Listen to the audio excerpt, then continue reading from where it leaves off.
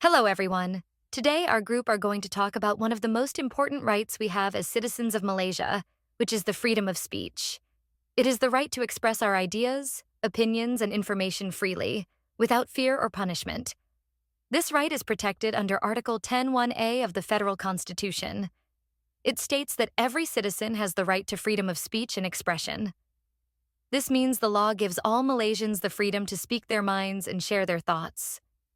So, why is this right so important?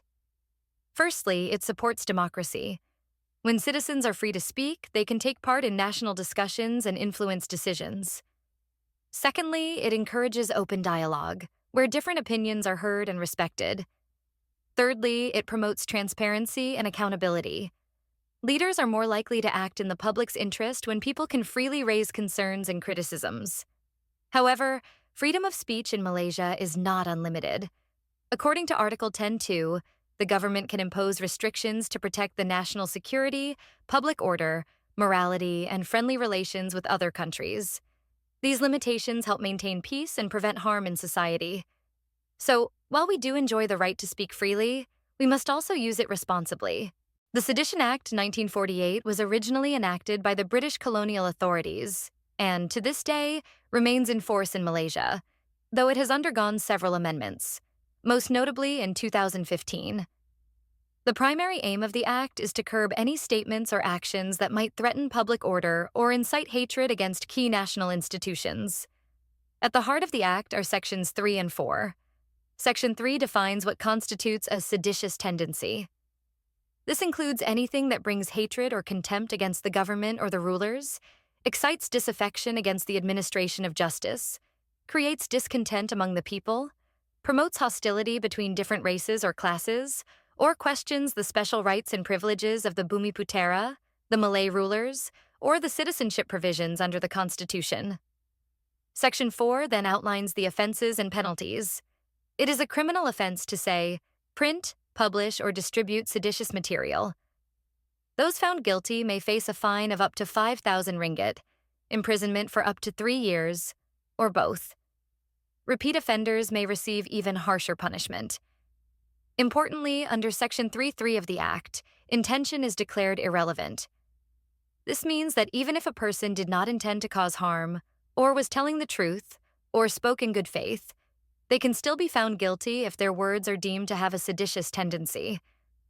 While this removes common defenses, courts may still consider the surrounding context when deciding on sentencing. However, the Act has not been without criticism. Many argue that its wording is overly broad and vague, which enables the government to suppress dissent. It also creates a chilling effect on journalists, academics, and political commentators. Furthermore, international human rights bodies have raised serious concerns about the Act's compatibility with free speech standards. The 2015 amendments drew even more controversy, as they expanded the Act to include online speech and limited the court's ability to grant bail for those charged. It responsibly. Here's the case of freedom of speech, public prosecutor versus Karpal Singh, which took place between 2009 and 2016. Karpal Singh, a respected lawyer and member of parliament, gave a press statement saying that the Sultan of Perak could be sued over a constitutional matter. Because of this, he was charged with sedition under the Sedition Act 1948. So, what is the question of this case? The key legal questions were, did Karpal's statement have a seditious tendency? And did it violate his freedom of speech under Article 10 of the Federal Constitution? Initially, the High Court found him guilty and fined him 4,000 ringgit. However, in 2016, the Court of Appeal overturned the conviction. They ruled that there was no evidence of intent to incite hatred or rebellion. The court made an important point. In sedition cases, intent matters. It's not enough to just look at the words used. There must be proof of real intention to cause harm. In Karpal's case, he was simply expressing a legal opinion on a constitutional issue. The court also emphasized that in a democracy, freedom of speech, especially legal and political speech, must be protected. This case set a strong precedent. To prove sedition, there must be intent, not just the possible effect of the words. It's an important step in protecting civil liberties and political expression in Malaysia. So in summary, This case reminds us that while laws like the Sedition Act still exist, the courts have a duty to defend constitutional rights, including the right to speak up about legal and political issues. Now, we will be looking over a landmark case titled Public Prosecutor v. Azmi bin Sharom, decided by the federal court in Putrajaya. This case involves a constitutional challenge to the Sedition Act 1948. Azmi bin Sharom, a law professor at University Malaya, was charged under Section 4(1) of the Sedition Act 1948 for remarks he made in an interview regarding the 2009 Perak constitutional crisis. He allegedly questioned the legality of the change of state government without dissolution of the assembly, comparing it to the 2009 incident, and warned against repeating such incidents. His statements were published online. Azmi challenged the constitutionality of Section 4(1) of the Sedition Act 1948, arguing that it violated freedom of speech under Article 10(1)(a) of the Federal Constitution. The High Court referred the constitutional questions to the federal court. The key issue was whether Section 4(1) of the Sedition Act 1948 is unconstitutional for violating the freedom of speech under Article 10(1)(a) of the Federal Constitution. The court held that the Sedition Act 1948 is a valid existing law under Article 162 of the Federal Constitution.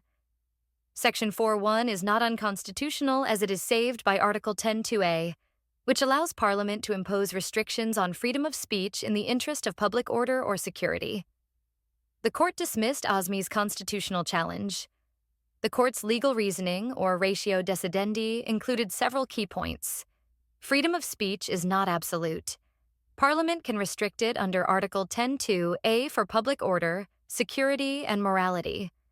The Sedition Act 1948 is a pre-Merdeka law, but remains valid under Article 162 as an existing law. For sedition charges, intention, mens rea, is not required. What matters is the effect of the words. Parliament's intent to maintain public order takes precedence over individual freedoms when properly justified under the Constitution. Moving on to the case of Public Prosecutor v. Param Kumaraswamy, 1986, 1 Malaysian Law Journal 512, using the ILAC method, which stands for Issue, Law, Application, and Conclusion.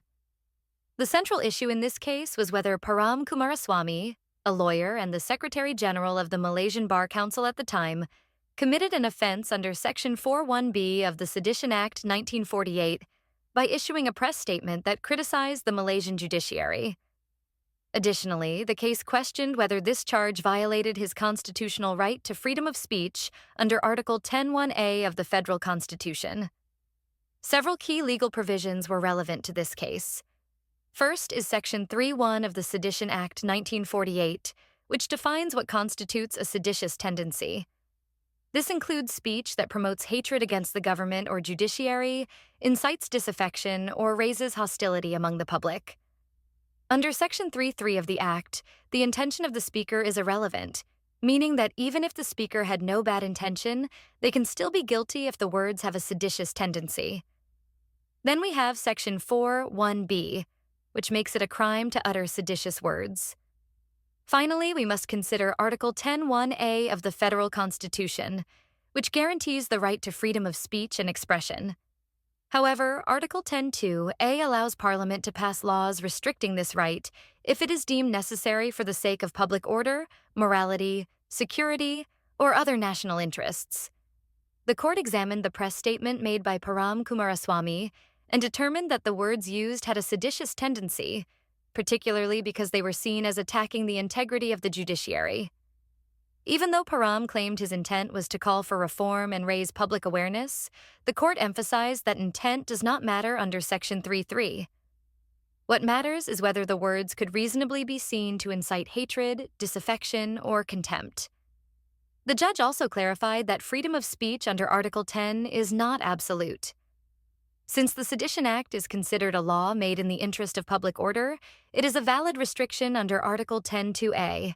As such, criticism of the government or judiciary, even if done in a professional or legal context, can be punished if it crosses the line into seditious tendency. The court ruled that the prosecution had successfully established a prima facie case, meaning that there was enough evidence for the case to proceed. Therefore, Param Kumaraswamy was called to enter his defense. This case is a strong example of how, in Malaysia, freedom of speech is subject to legal limits, especially where public order or the dignity of public institutions is concerned. The decision reinforced the constitutionality of the Sedition Act 1948 and the irrelevance of personal intent when determining whether speech is seditious. In summary, PP v. Param Kumaraswamy is a landmark case that demonstrates the balance between individual freedom and national interest in Malaysian constitutional law. The Sedition Act 1948, though intended to preserve public order and national unity, faces significant challenges due to its broad and vague definitions, lack of defense for truth or intent, and frequent use against political dissent. These issues raise serious concerns about its compatibility with the constitutional right to freedom of speech under Article 10. The Act's rigid provisions create a chilling effect on public discourse and have drawn both domestic and international criticism. Therefore, legal reform is essential to ensure that laws protecting national harmony do not undermine democratic principles and civil liberties.